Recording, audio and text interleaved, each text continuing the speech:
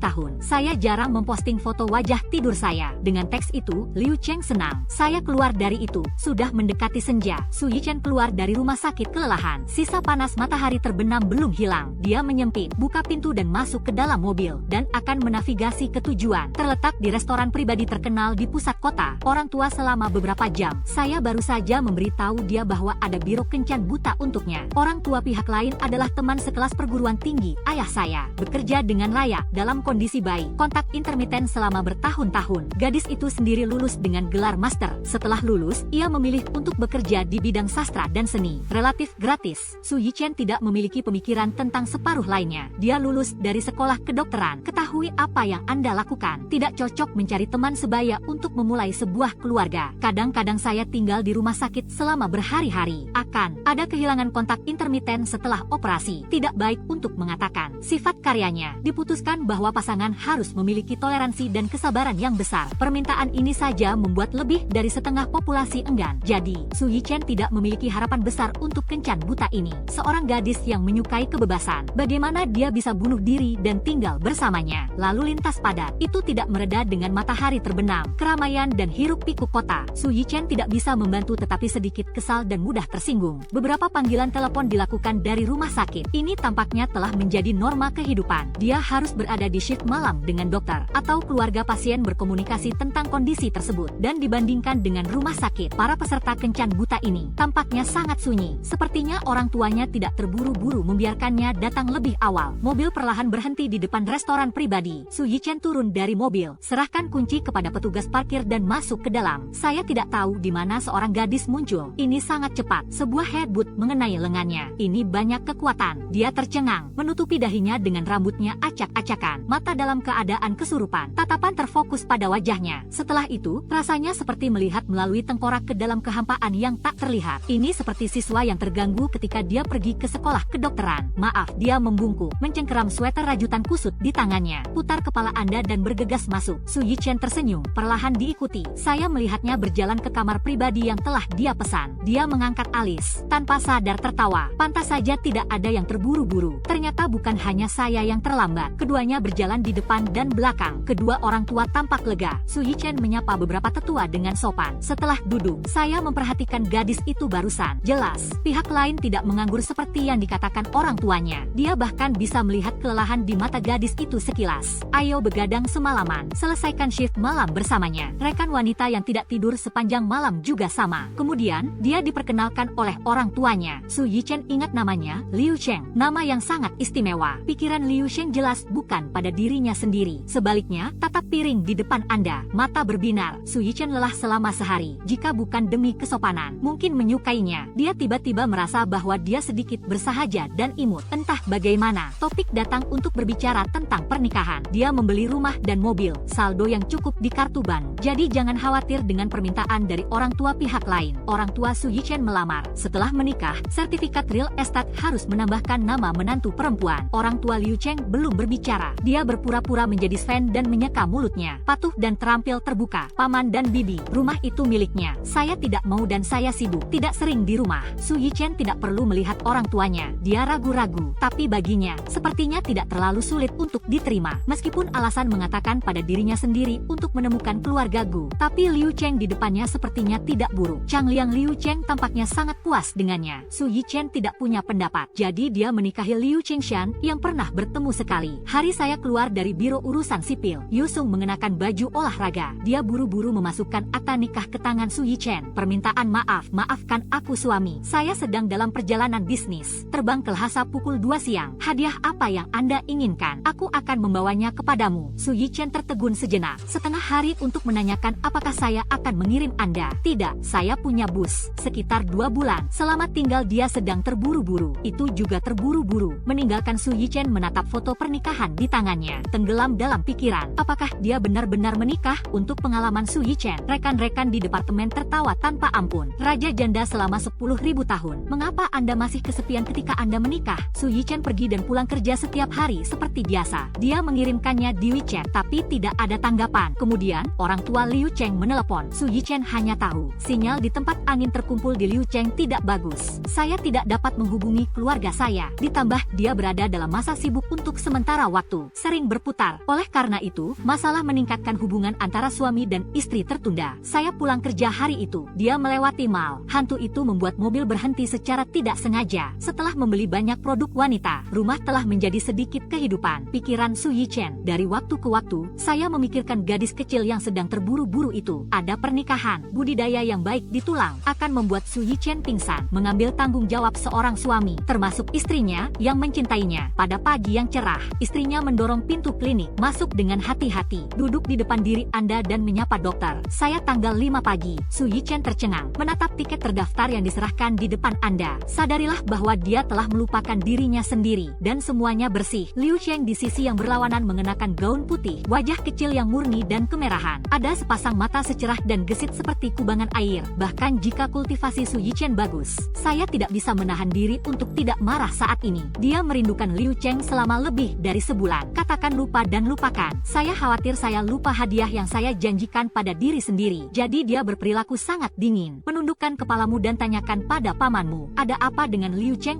Saya tidak mengalami menstruasi dalam 2 bulan. Kram perut sesekali. Tidak akan ada penyakit ginekologi. Apakah Anda memiliki? Perlu diperiksa untuk mengetahuinya. Tapi dia hanya ingin mengingatkannya. Apakah ada pria lain selain saya? Liu Cheng dan Fan tidak buta wajah. Saatnya untuk mengenalinya juga. Tapi dia bahkan ingin mengeluh tentang dirinya sendiri. Ini cukup tulang punggung. Ketika dia membuka mulutnya, dia mengatakan bahwa dia punya suami. Su Yichen tertawa marah. Oke, dia mengaku kalah. Mari kita lakukan pertarungan langsung. Pada saat ini, Liu Cheng tiba-tiba meninggalkan akta nikah. Tiba-tiba, seperti bola kempes, wajah kecil itu menjadi pucat karena ketakutan. Suamiku, ini adalah kedua kalinya dia memanggilnya. Rasanya cukup enak. Suasana lelah Su Yichen tersapu. Tidak ada ide untuk terus mengkhawatirkannya. Memimpin orangnya untuk melakukan inspeksi. Hanya saja menstruasi tidak teratur. Ini ada hubungannya dengan kehidupan yang tidak teratur. Di malam hari, dia membawa Liu Cheng keluar dari rumah sakit. Gadis kecil itu tampak sedikit takut pada dirinya sendiri. Jauh di belakang, Su Yichen menghela nafas dalam diam. Beberapa menyesal bahwa mereka baru saja membuatnya takut. Dengan segala cara, cukup bagi Liu Cheng untuk pulang bersamanya. Tapi saya tidak menyangka itu. Malam itu, dia memiliki pemahaman baru tentang jeruk.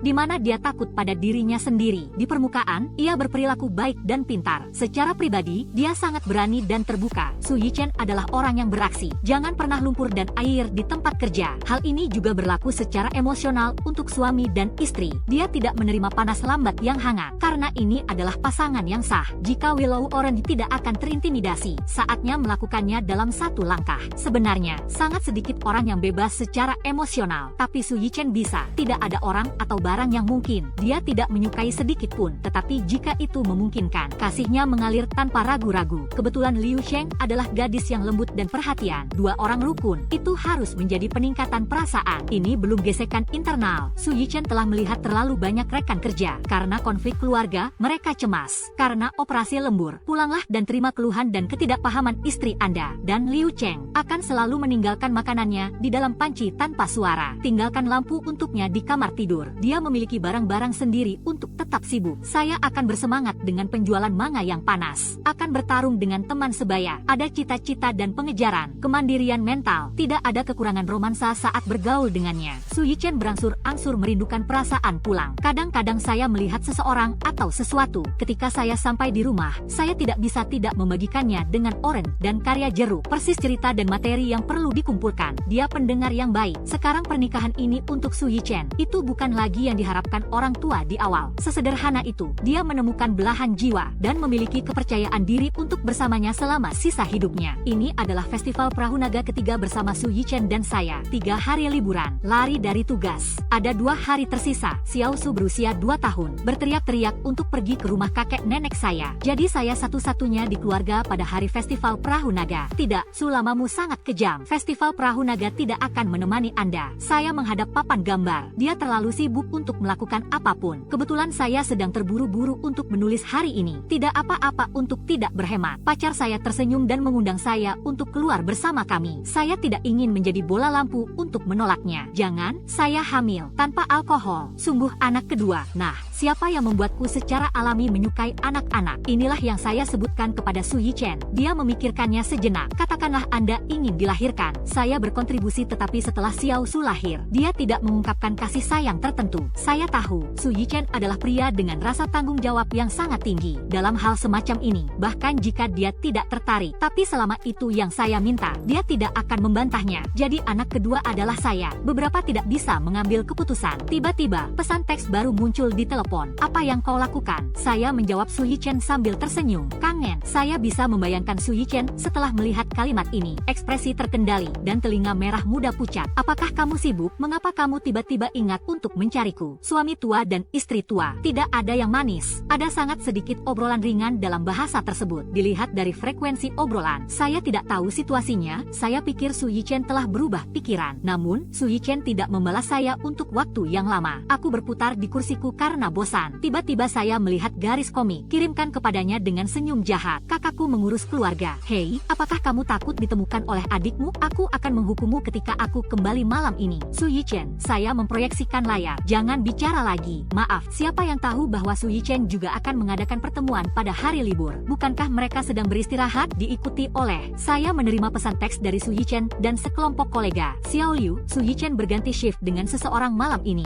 Apakah malam itu akan bersama Anda untuk liburan? Ah, dia bilang dia tidak akan kembali malam ini. Oh, itu. Maka Anda harus bertanya. Men, periksa ponsel Anda. Oke, terima kasih. Di satu sisi, saya merasa malu untuk pergi ke rumah nenek saya. Di satu sisi, saya penasaran dengan tindakan Su Yichen malam ini. Jelas tidak. Adapun apa yang ingin dia lakukan? Makan malam dengan cahaya lilin. Seperti Su Yichen, seorang lelaki tua yang mantap. Sesuatu yang bisa dipikirkan. Ini mungkin hanya makanan sederhana. Kemudian saya pergi ke rumah mertua saya untuk menjemput Xiao Su. Itu cukup. Setidaknya, cukup senang bersama Su Yichen. Dia dapat mengubah shift dengan orang lain untuk saya. Saya juga bisa sedikit mengejutkannya. Terakhir kali saya pergi berbelanja dengan pacar saya, melewati toko piyama. Gayanya berani dan panas. Saya tidak bisa menahan diri untuk membeli yang hitam. Saya belum melihatnya dengan mata saya sampai sekarang. 5 sore, saya mengganti pakaian saya, berbaring di kamar tidur, menunggu Su Yichen pulang kerja dengan antisipasi. Namun 1 jam kemudian, kami menunggu dengan lesu. Pintu ruang tamu masih sepi. Saya sedikit bangun dari tempat tidur dengan sandal, berjalan bolak-balik di pintu. Apakah Anda ingin meneleponnya? Bagaimana jika itu terjadi? Saya berdiri di lorong yang tidak menyala dan menekan ponsel saya. Tiba-tiba terdengar bunyi klik. Pintu terbuka dan secercah cahaya masuk. Saya mendongak dengan takjub. Yang menarik perhatian saya adalah wajah tampan Su Yichen. Dia jelas tidak siap. Ketika dia melihat saya berdiri di ambang pintu dengan gaun ini, saya tertegun sejenak. Untuk sesaat kami berdua terdiam, seolah-olah waktu telah berhenti. Saya sadar, teriak, berbalik dan lari kembali ke kamar tidur, terjun ke dalam selimut, mencoba menyembunyikan diri. Namun, Su Yichen mengikuti. Dengan lembut membelai punggungku melalui selimut. Tanya Cheng Cheng dengan lembut. Bukankah itu pengap? Saya tercekik. Memutar tubuhnya, dia memberi isyarat agar dia pergi. Su Yichen menolak untuk menyerah. Sebaliknya, selimut itu diangkat, tertawa dan bercanda ketika saya tidak di rumah. Apakah kalian semua seperti ini dengan piyama Anda? Wajahku penuh rasa malu. Buru-buru menyangkal bahwa itu tidak. Saya memakainya dengan sengaja untuk menunjukkan kepada Anda. Su Yichen tampak sedikit tidak percaya. Dia menatapku untuk waktu yang lama. Aku perlahan berbicara. berbicara. Sengaja saya menyadari bahwa saya telah mengatakan hal yang salah. Cepat tutup mulutnya. Saya khawatir dia akan mengatakan sesuatu lagi. Kata-kata yang membuatku semakin malu. Dia mencium telapak tanganku. Nafas hangat membuat jantungku berdetak kencang. Saya tersipu dan berkata jangan menertawakan saya. Tapi dia tidak berhenti. Sebaliknya, dia berbisik di telingaku. Sayang sekali saya tidak diberkati sekarang. Kami memiliki pengaturan lain untuk malam ini. Nah, pengaturan yang luar biasa. Pergi ke pemandian air panas. Saya curiga saya salah dengar. Kamu akan membawaku ke pemandian air panas sendirian. Ya, saya pikir kami akan pergi ke pemandian air panas umum di mana pria dan wanita mandi secara terpisah. Tanpa diduga, Su Yichen benar-benar memesan suite. Ketika saya masuk ke ruangan, saya tercengang dengan apa yang saya lihat. Ada halaman terbuka di dalam kamar. Di tengahnya terdapat kolam air panas yang sangat besar. Sekitarnya penuh dengan bunga dan tanaman hijau. Interior suite juga didekorasi dengan mewah. Tempat tidur besar menempati sudut ruangan. Itu membuat orang merasa nyaman dan ramah. Su Yichen sibuk mengemasi barang bawaannya. Aku bertanya dengan rasa ingin tahu. Sepertinya aku tidak membawa pakaian apapun. Yakinlah, aku sudah membantumu, katanya sambil keluar dari bagasi. Keluarkan piyama yang baru saja saya kenakan. Saya memandang Su Yichen yang tampak seperti anjing yang linglung. Wajah kecil itu bengkak dan merah. Itulah yang Anda bawa. Yah, saya menyukainya. Dia bahkan tidak menyembunyikannya. Lama besar itu menatapku, menunggu saya untuk mengganti pakaian saya. Saya tidak tahu apa yang ingin dia lakukan. Fiuh, cabul tua, dalam interior yang terang benderang. Saya tidak bisa melakukannya sama sekali. Apakah Anda ingin saya membantu Anda? Dia mati dengan kejam dan duduk di tempat tidur. Tatapannya gelap dan fokus. Saya tidak perlu mengambil pakaian saya, melarikan diri ke halaman terbuka yang remang-remang. Setelah cepat berganti pakaian, saya melompat ke pemandian air panas tanpa ragu-ragu. Air hangat langsung mengelilingiku. Jantungku berdetak seperti petir, gugup sampai mati. Aku diam-diam mengamati gerakan di dalam pintu. Setelah beberapa saat, pintu geser kaca terbuka. Su Yichen berjalan masuk terbungkus handuk mandi. Sosoknya menjulang di bawah bungkus handuk mandi. Otot-ototnya terdefinisi dengan baik, memancarkan pesona pria dewasa. Saya tidak bisa menahan diri untuk tidak melihat Tuhan. Menikah selama 3 tahun, sosok Su Yichen masih sangat sempurna. Seharusnya ada banyak tempat. Saya tercengang. Su Yichen sudah membungkuk dan berjongkok di depanku. Suaranya dalam dan magnetis.